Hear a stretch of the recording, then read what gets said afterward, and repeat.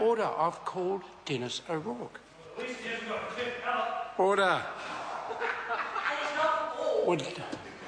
Order. Order. It's the members' own time they're wasting. Dennis O'Rourke. Thank you, Mr. Speaker. People are getting sick and tired of having petrol taxes increased with the size and frequency that this government has imposed and will impose further by this bill. The effect is that since National took office, the petrol tax will have gone from 42 cents per litre to 59 cents per litre more, an increase of over 40%, which is a massive increase for the people of this country to bear.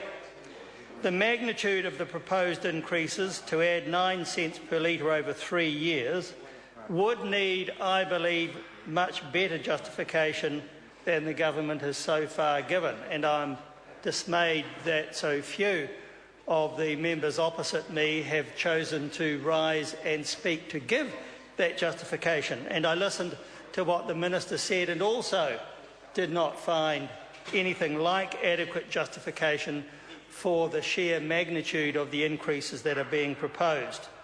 And, Mr. Speaker, that is the first issue. Large fuel tax increases, no real justification. Although I suppose we know what the real reason is, and that is to make the government's books look good for election purposes next year. Mr. Speaker, another issue why by this time New Zealand has not developed other funding sources is something that we should really think about much more. Just recently I was interested to read the Auckland Transport Funding Plan, and it sets out two options. Both have baskets of different funding sources. One requires more funding from rates, the other suggests that road pricing systems be introduced. And both, of course, require regional fuel taxes.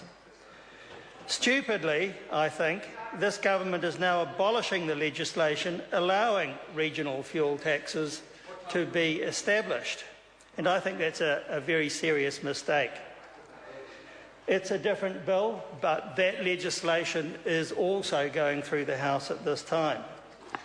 So the government's moves to impose these much larger fuel tax increases is not appropriate when our largest city is currently looking at the best funding sources for transport purposes, land transport purposes, right through to the year 2030 and beyond.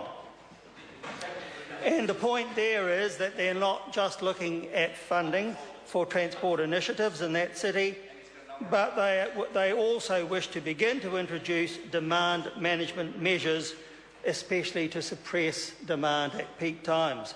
And we all know what Auckland can get like at the peak times. In Christchurch, of course, where I come from, there were no motorways allowed by successive councils through the built-up area of the central city, and that's a debate we had a decade or so ago. The only motorways that we want to see in that city are those which give access to the city from the rest of the country.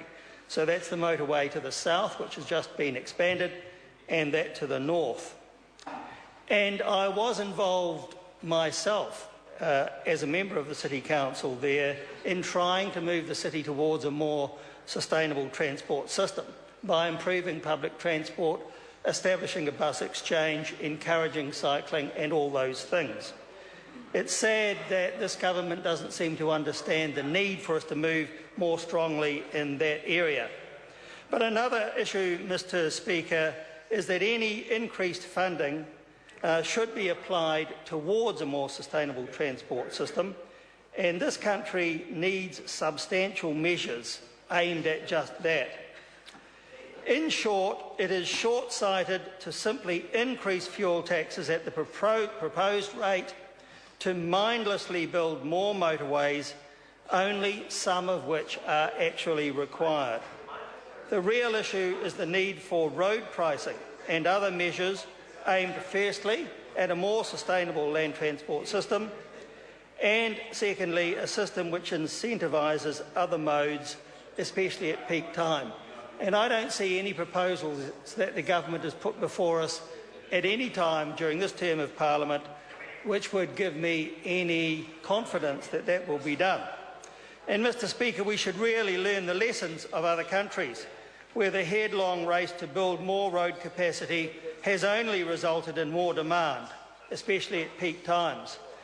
And the effect is a vicious circle which costs vast sums in capital and increased maintenance costs as well, not to mention the costs of many externalities. And Mr Speaker, I'd have to also agree with another speaker and express my dismay that the Greens are voting for this bill, voting for huge fuel tax increases which will burden the ordinary people of this country without any assurance that it will move us towards a more sustainable transport system. Now, I might have it wrong, but I thought the Greens were in favour of that. And I haven't heard them say anything so far which gives me any understanding why they would support this particular increase in fuel taxes when it won't do anything to move us towards a more sustainable transport system. Mr Speaker, New Zealand First is focused on a more sustainable transport system. We want more from the system than just roads. We accept that there are road improvements that are needed, but we want much more than that.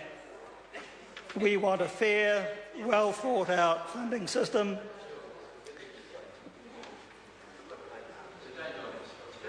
and we want a modern rail system integrated with good road, shipping and other transport systems. We want to develop these with Kiwi expertise rather than buying this from overseas. We want to see the electrification of the New Zealand rail system using New Zealand workers and providing jobs in this country. We don't want to see Hillside close, which would be able to provide us with rolling stock, providing more jobs for people in this country. And we want more economic and environmentally sustainable transport systems. Mr Speaker, we will vote against this bill, fundamentally because it is just a money grab and is not part of a genuine move towards the modern transport system that this country needs. It's really sad to hear the people opposite whose only contribution has been caterwauling from the back benches, none of whom have bothered to rise and take a genuine part in this debate. And that, I think, is not just very sad, it actually means that the National Party simply doesn't care about the welfare of the people in this country who will have to pay those fuel taxes without getting in return any genuine move towards a sustainable transport system for New Zealand. And that is pretty pathetic. So, Mr Speaker, New Zealand First will certainly vote against the bill, and we will be very saddened if it proceeds any further. Speaker. Chris Ockenville. Thank you, Mr Speaker. We should pass this bill. Thank you, Mr Speaker. Honourable Trevor Mallard. Well, Mr Speaker, I think the thing that I can